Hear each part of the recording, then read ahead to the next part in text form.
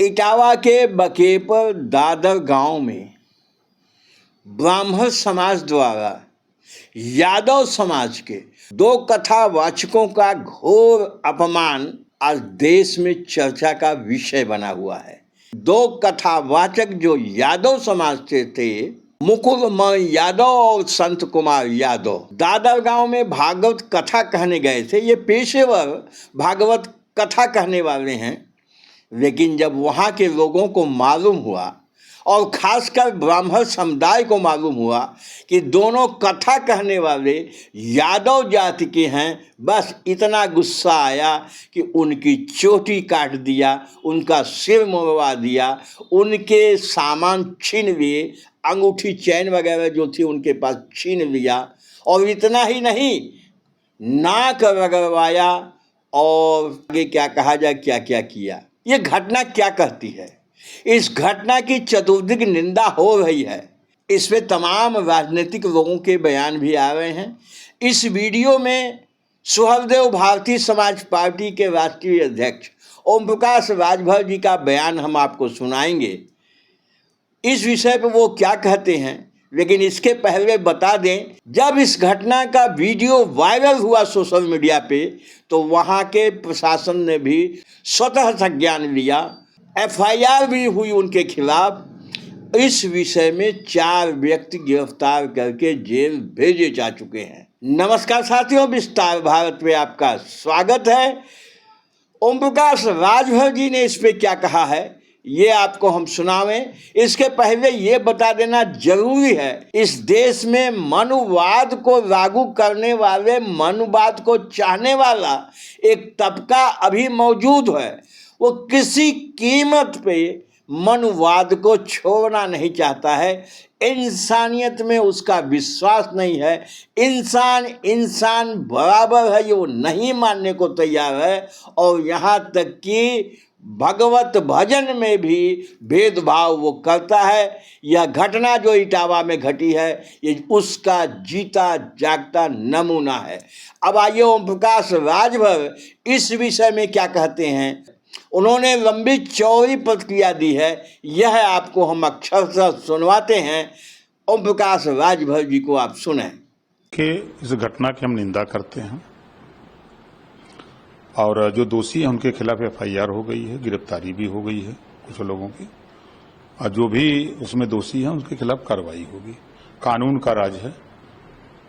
संविधान में जो बाबा साहब डॉक्टर अम्बेडकर ने व्यवस्था दिया है, कानून सबके लिए बराबर है, तो कानून के दायरे में कार्रवाई हो रही है। आज के 5000 साल पहले गौतम बुद्ध जी ने इसी दुर्व्यवस्था के खिलाफ आंदोलन शुरू किया।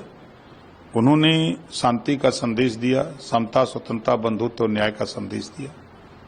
उसी बात को आगे बढ़ाते हुए महात्मा ज्योतिबा फूले, सावित्रीबाई फूले ने उस आंदोलन को, उस कुरीति को दूर करने के लिए व्यवस्था, जब पाबंदी लगी शूद्रो शिक्षाम न धियताम वर्ण व्यवस्था में, तब आंदोलन किया कि नहीं, बगैर शिक्षा के सुधार नहीं हो सकता है। तो उन्होंने आंदोलन किया। सावित्रीबाई फूले की देन है कि आज महिलाओं को आरक्षण हर क्षेत्रों में, नौकरियों में, राजनीति में, हर क्षेत्र में वो जा रही हैं। और महात्मा ज्योतिबा फूले की देन है कि आज शिक्षा का दरवाजा सबके लिए खुला। उसके बाद छत्रपति साहू जी महाराज ने आंदोलन किया, फिर पंडित दीनदयाल उपाध्याय ने किया। तमाम हमारे महापुरुषों ने जो आंदोलन किया, बाबा साहब डॉक्टर अम्बेडकर जी ने उस आंदोलन को पूरे संविधान में पिरो दिया, एक रूपता ला दिया, और संविधान के पहले पन्ने पर लिख दिया, समता, स्वतंत्रता, बंधुत्व और न्याय पर आधारित भारतीय संविधान। संविधान में कोई वर्ण नहीं है, कोई जाति नहीं है, वर्ग बाबा साहब ने बनाया, सामान्य वर्ग, पिछड़ा वर्ग, अनुसूचित वर्ग, जनजाति वर्ग। तो संविधान के दायरे में कोई भी गलत करेगा उसके खिलाफ कार्रवाई होगी। और संविधान में कहीं छुआछूत, ऊंच नीच, नफरत की बात, बड़ी जिल्लत की जिंदगी बाबा साहब डॉक्टर अम्बेडकर ने झेला, लेकिन इसके बाद भी कहीं भी उन्होंने एक शब्द भी नफरत की बात हो, चाहे छुआछूत की बात हो, भेदभाव की बात, संविधान में कहीं नहीं दिया, कहीं उसको स्थान ही नहीं दिया। तो ये लड़ाई बड़ी लंबी चल रही है और उस लड़ाई में काफी बदलाव आया है, हम उसके गवाह हैं। हमारे समय में जब बचपन में जो घटना आई थी और आज जो है, आज जो बचपन है, बड़ा परिवर्तन हो गया। साथियों, प्रकाश राजभर जी की प्रतिक्रिया आपने सुना। ये घटना ऐसी हृदय विदारक है कि इंसान ऐसी घटनाओं से द्रवित हो उठता है कि इस देश के अंदर अभी इस तरह की विचारधारा को मानने वाले लोग, पालने वाले लोग मौजूद हैं, जबकि इस देश में लोकतंत्र कायम है। इसके बाद भी इस तरह की घटनाएं घट जा रही हैं। ओछी मानसिकता के लोग अभी भी बहुत शान से इस देश में चल रहे हैं, बहुत ही दुर्भाग्यपूर्ण है। इस विषय में आपका चिंतन क्या कहता है, हमें कमेंट करके अवश्य बताइएगा।